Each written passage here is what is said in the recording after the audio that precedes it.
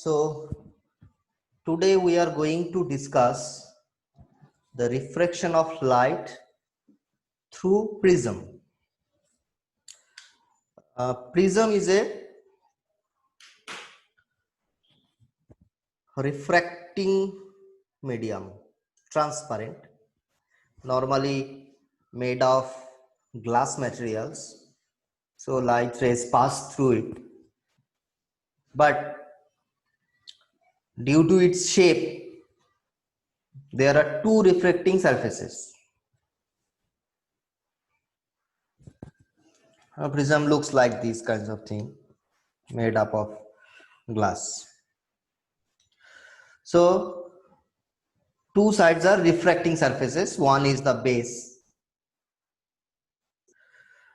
and the angle made or the angle subtended between two refracting surface is also known as the angle of the prism, which is normally symbolized as capital A. Light rays incident on one surface and exit the prism through the other surface, and in this process, the due to refraction, the emitting ray and the incident ray, these two rays are not in a straight line, they just deviate. The refracting light ray deviates from the actual line of the incident or the actual direction of the incident light ray. So from the side view, we can see these kinds of shape, where AB, this, and the AC, these two surfaces are refracting surfaces, and the bottom surface BC, which is placed in any surface, that is known as the base, and the refractive index of medium, let us say it is mu.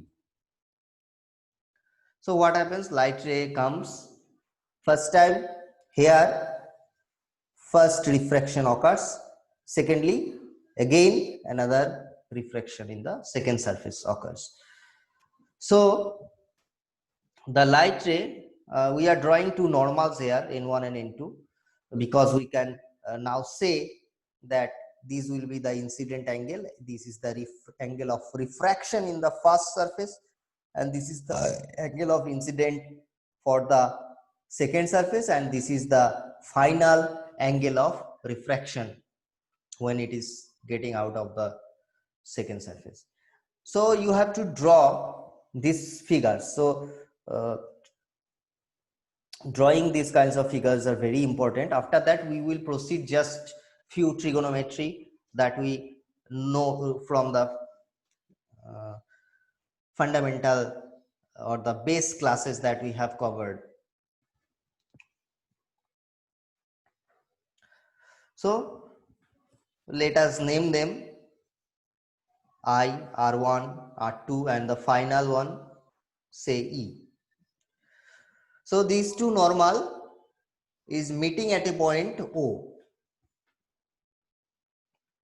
So actually, if there was no prism, the light should have followed this path. So this is the actual path that should have been followed by the light ray which is incident on that prism.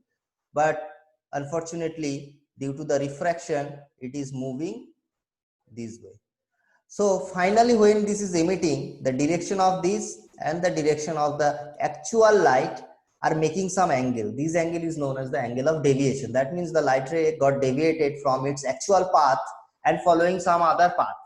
The angle between these two paths are known as the angle of deviation, which is denoted by delta. And we are naming different points in that diagram by different terms, P, Q, R, S, whatever you may like. It's just for our mathematical purposes. So now in the quadrilateral APOQ, that means this one, APOQ, this shape, this kinds of shape.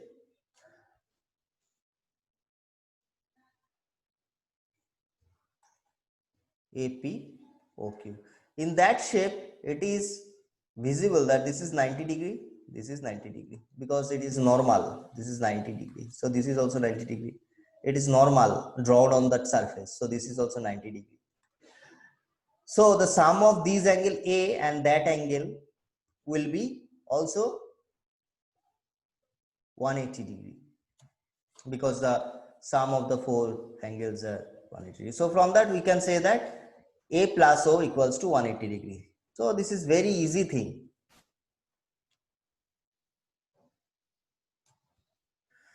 So from the diagram of the prism that we have drawn, from that we can easily conclude that A plus O will be 180 degree. And in the triangle OPQ, what is OPQ? This is OPQ. Here, this is R1, this is R2. You know, plus O. The sum of the three angles of a triangle is 180 degree. That is why we can write this. And another triangle here, DPQ. This triangle, that delta, this is external angle, will be equal to the sum of the two interior and opposite angles, these two angles. Now, just try to follow. If it is I, then it will also be I. Then this angle DPQ, this angle will be I minus R1. Again, this is E, so that angle is also E, and this is R2. So this angle DQP will be just E minus R2. And we know that delta is the sum of these two angles. So we can write this. So let us see that thing. So these are the three equations which we have done here. And rearranging those things, we can write I plus E minus R1 plus R2. And comparing these two equations, follow, this is 180 degree, this is 180 degree. There is a O, there is a O. That means A is equal to R1 plus R2. So in place of R1 plus R2, we can write A. So we can replace this by that angle. Delta will be equal to I plus E minus A. So this is the angle of deviations. We know the angle of a prism, that will be a given value. We can measure the incident angle and the final angle of refraction, and putting those values we will be able to say what will be the angle of deviation for a particular incident angle. Because with the change of the incident angle, the angle of deviation will also get changed. So here is another conclusion, that the sum of the angle of incidence and the angle of emergence is equal to the sum of the angle of prism and the angle of deviation. Remember this.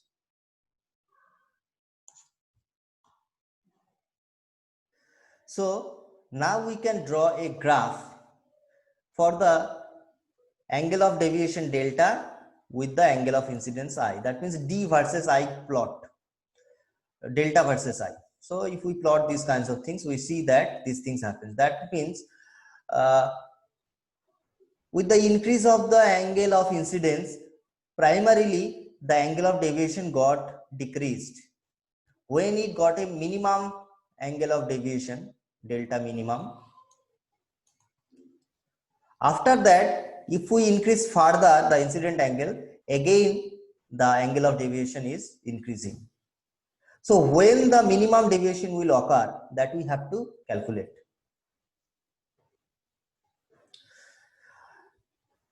When the angle of incident increases, primarily the angle of deviation decreases. But at a particular value, the angle of incident, the angle of deviation becomes minimum, and that is called as the angle of minimum deviation. And that angle of minimum deviation occurs when the incident angle and the angle of emergence are equals to E. And also R1 equal to R2 will be there. So after minimum deviation, angle of deviation increases with angle of incidence. That means this graph, that what I have told earlier is again described here. Now what will be the relation of these kinds of terms, angle of deviation, with the refractive index of the medium? So let us find out. We know that A equals to R1 plus R2, but when the minimum deviation is occurring, we are finding it for the minimum deviation, then the I will be equals to E, and correspondingly R1 and R2, they are also will be equal. So we can, instead of R1 R2, we can write R. So A is equal to 2R. So in place of R, we can write A by 2. That is one thing. Another thing is I plus E equal to A plus delta. So 2I equals to A plus delta, because I and E equals. So from that also we can write I equals to A plus delta M by 2. And we know the definitions of the refractive index mu, which is equal to sine I divided by sine R. So this is basically sine A plus delta minimum by 2 divided by sine A by 2. This is very important equation. The definition of the mu, which is from the Snell's law that we have written earlier, is this: mu equal to sine I by hello.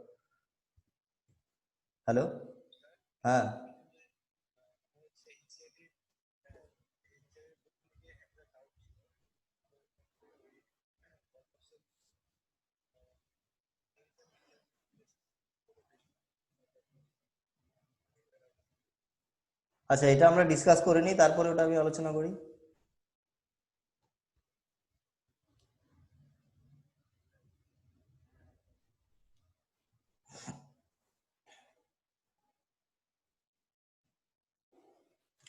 So according to Snell's law, these kinds of things happens, and we find out the final equation of this form, and this is also an important equation that you have to remember, and we have to do numericals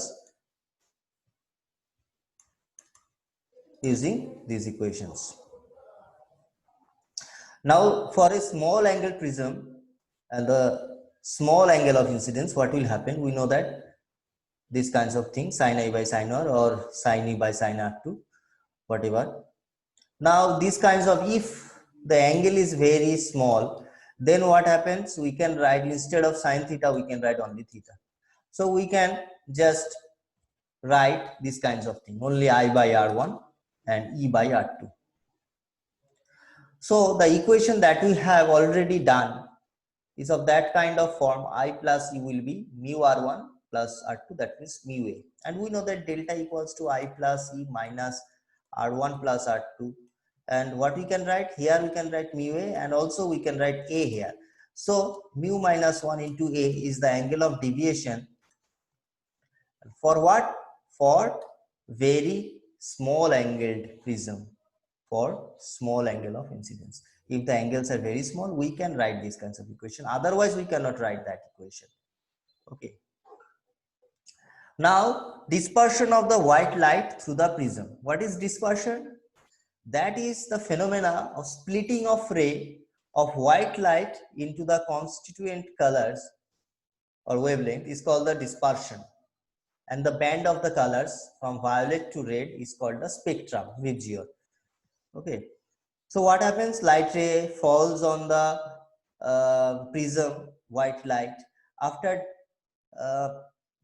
refraction, different colors light. Different colors mean different wavelength. Different wavelength lights got deviated at different angles. The angle of deviation for red is less, while the angle of deviation for the violet is higher than that. That is why they are not following the same path, and on a screen they are falling on different positions. That is why we are able to identify each color separately. So these kinds of phenomena are known as the dispersion.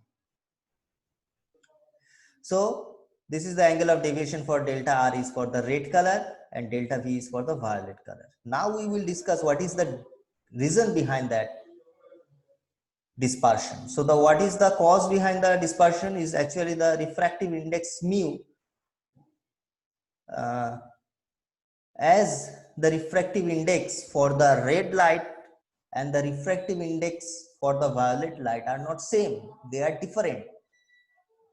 That is why the angle of refraction in these two medium will not be same. In that medium will not be same for the red and the violet colors. Depending on colors, the angle will be changed. So as the angle of refraction changes, the correspondingly the angle of deviation will also be different for different colors.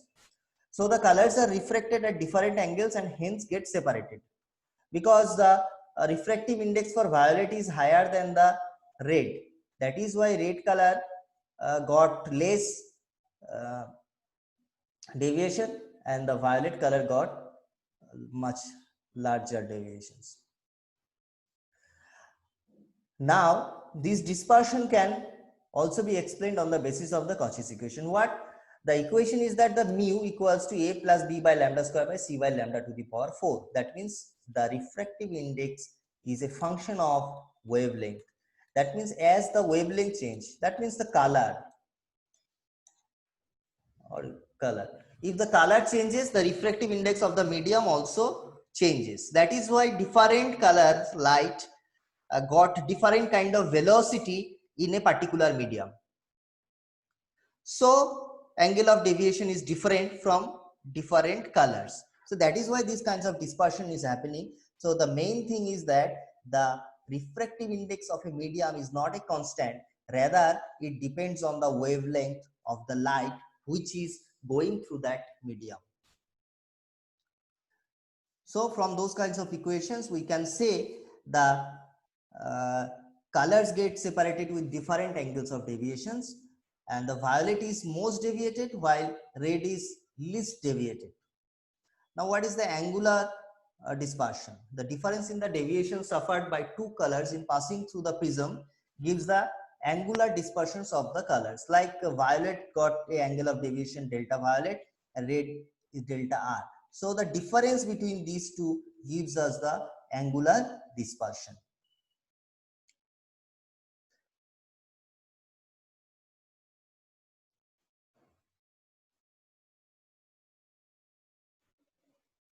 So we can write this because we know that delta equals to mu a, mu minus 1a. So delta violet is this, delta red is this. Now if we subtract this delta v minus delta r, then we will get mu v minus mu r into a. That means that equation which is defined as phi. This is the angle of deviation. Now we will discuss the dispersive power of a prism. That means how much disperse it can produce.